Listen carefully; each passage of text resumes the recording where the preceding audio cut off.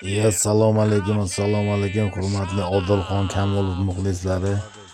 Mana Odilxon Kamolov ham ba'zi zo'rlardan yutqazib qo'ydi desak ham bo'ladi. Sharmanda va o'zi blogeri harakat qilish kerak-da. Yoshgina bola qasallatib urib mazasini qochirib tashladi oxir.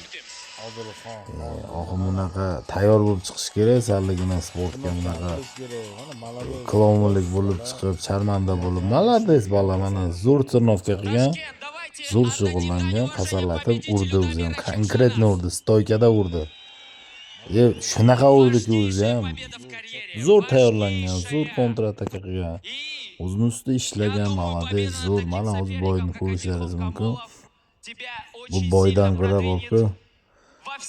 Qo'y boqgan yaxshi, mol boqgan yaxshi-da bunaqa. U turnovka qilib chiqadi bunaqa. Necha million odam ko'radi bu klon xona emas-ku. Oktagon qilib o'tiradi. Normalniy bu turnovka qilib chiqish kerak-da. Bu sizlarga sirkmi yo ana WWE emas-ku bu. Normalniy shug'ullanib chiqish kerak. Odilxon xafa bo'lmang-ku. Bunaqa jarayonda urush qilgandan ko'ra qara yegani qara bang. Mana qara u knockdown qilib tashlaydi o'z bola. Mana paxka tegdi debdi, hay, mayli paxka tegamiz. Men ketdi bu yoqqa mana. Bang, stichat qilibdi. Raz, dang. Qara.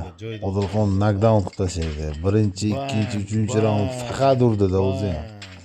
Ronda udar urgani yo'q. Faqat chopdi-yu, o'shani yiqitaman deb. Xuddiki yiqitgandan keyin biror nima qilayotgandek ustiga chopdi faqat. Mana bang, mana ketdi. Odilxon oyoq quloq solmayapti. Oyog'im quloq solmayapti. Dang, malades. Gap millatlikda emas. Odilxon yutdi, gap zo'r, malades, omad